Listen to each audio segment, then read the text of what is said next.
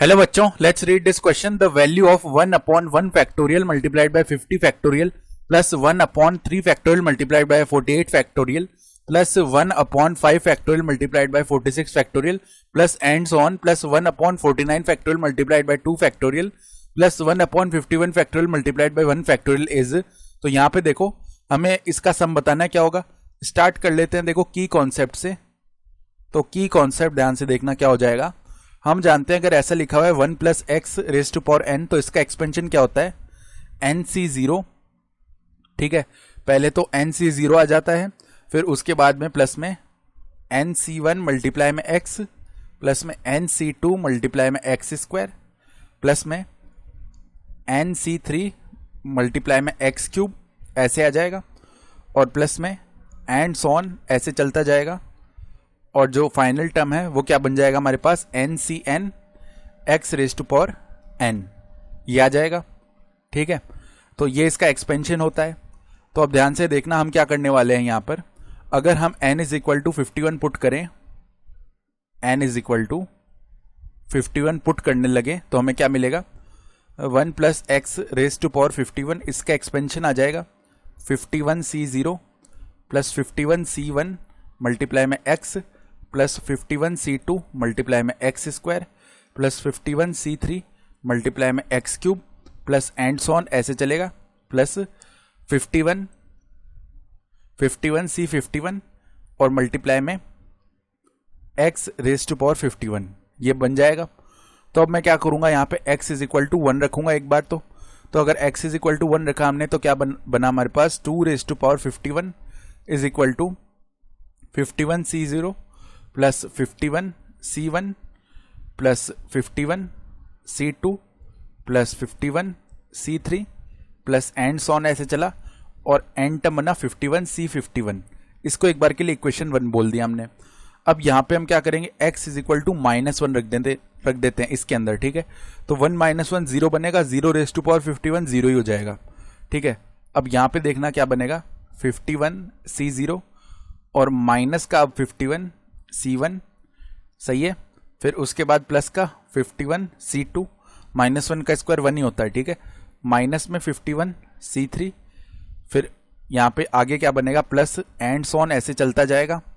और जो and term है वो हमारे पास क्या बनेगा माइनस का 51c51।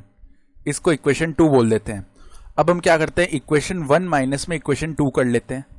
तो देखो क्या बनेगा 2 रेज टू पावर 51 माइनस में 0 इज इक्वल टू, अब ध्यान से देखो यहाँ पे क्या हो रहा है, जितने भी टर्म्स हैं जिसके यहाँ पे नीचे इवन पार्ट है वो सारे कैंसिल आउट हो जाएंगे क्योंकि उनका साइन सेम है और हम सब्ट्रैक्ट कर रहे हैं।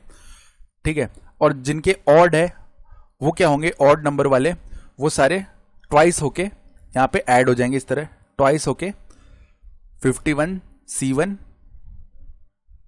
Plus 51c3 plus 51c5 plus and so on ऐसे चलेगा प्लस 51c51, ये एंडिंग टर्म आएगा हमारे पास। तो अब देखो 2 raise to power 51 minus 0 2 raise to power 51 ही होगा। अब ये 2 हम इस तरफ लेके आएंगे तो क्या बन जाएगा 2 रेज टू पावर 50, इसका वैल्यू क्या आ गया 51c1 plus 51c3 plus 51c5 plus and so on ऐसे चलेगा और 51c51। इसको इक्वेशन 3 बोल देते हैं, ये हमारे यूज में आएगा। तो अब ध्यान से देखो दिया हुआ क्या है जिसकी हमें वैल्यू निकालनी है 1 अपॉन 1 फैक्टोरियल मल्टीप्लाई में 50 factorial plus 1 upon 3 factorial multiply में 48 factorial plus 1 upon 5 factorial multiply में 46 factorial plus and so on ऐसे चल रहा है।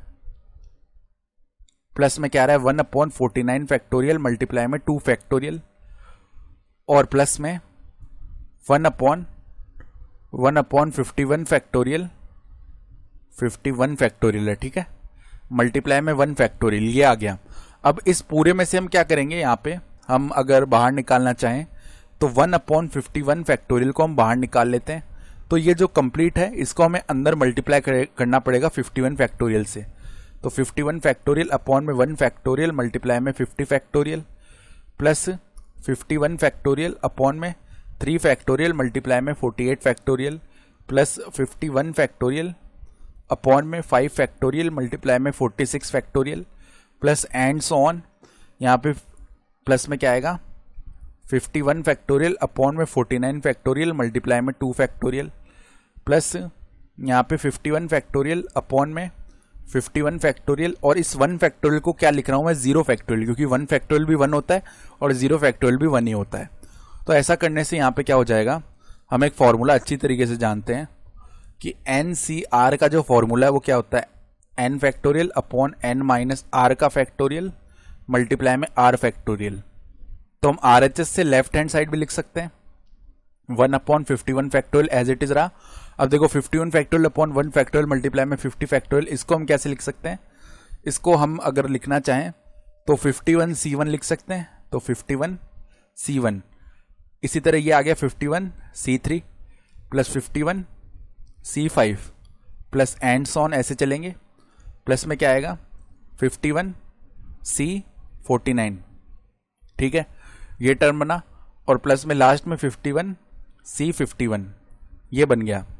तो अब अगर हम ध्यान से देखना चाहें तो ये जो ब्रैकेट में बना है पूरा वैल्यू, ये हमारा इक्वेशन 3 का वैल्यू ही तो है राइट हैंड साइड का। तो इक्वेशन 3 में राइट हैंड साइड में जो वैल्यू है वो किसके इक्वल था 2⁻50 के। तो इसको हम क्या लिख सकते हैं 2⁻50, देखो 2⁻50 होल अपॉन में 51 फैक्टोरियल, 2⁻50 होल अपॉन में 51 फैक्टोरियल, ये हमारा आंसर हो जाएगा। तो 2⁻50 अपॉन 51 फैक्टोरियल ऑप्शन बी में है, ऑप्शन बी सही हो गया। I hope you understood this explanation. Best of luck.